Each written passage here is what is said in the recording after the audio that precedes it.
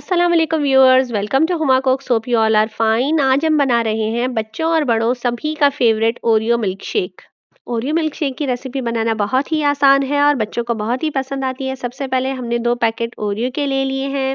6 biscuits वाला pack हमने लिया है। सबसे पहले हमने ब्लेंडर में बिस्किट्स डाल लिए हैं। बिस्किट्स डालने के बाद अब हम इसमें 2 ग्लास के बराबर दूध शामिल करेंगे। अगर आप मेरे चैनल पर नए हैं तो चैनल को सब्सक्राइब कीजिएगा और वीडियो को एंड तक जरूर देखिएगा। घर में मौजूद चीजों के साथ जिस वक्त हम चाहें ओरियो शेक तैयार कर सकते हैं। फ्रेश क्रीम हमने ले ली है 2 टेबल स्पून, वो भी हम इसमें शामिल करेंगे। क्रीम हम घर की भी यूज कर सकते हैं, मलाई, और अगर चाहें तो पैकेट वाली क्रीम भी यूज कर सकते हैं। 4 टेबल स्पून के बराबर हमने इसमें शुगर डाल ली है और आइस क्यूब्स ले ली है।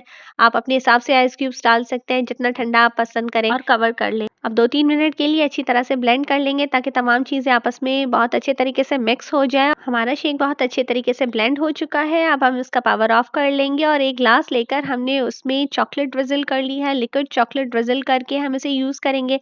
अगर आप चाहें तो खाली ओरियो शेक भी यूज़ कर सकते हैं। लिक्विड चॉकलेट डालने से ज़रा इसका टेस्ट और भी एनहांस हो जाएगा। अब जो शेक हमने तैयार किया है वो ग्लास में डाल लें और उसके ऊपर लिक्विड चॉकलेट ड्रिजल कर लें। अगर आप चाहें तो बगैर चॉकलेट के भी यूज़ कर सकते हैं। चॉकलेट से ज़रा फ्लेवर और ज़्यादा अच्छा हो जाता है। चॉकलेट डालने के बाद थोड़ा सा ओरियो बिस्किट ग्रेट करके इसके ऊपर डाल लें। लग रहा है ना बिल्कुल मार्केट जैसा ओरियो शेक।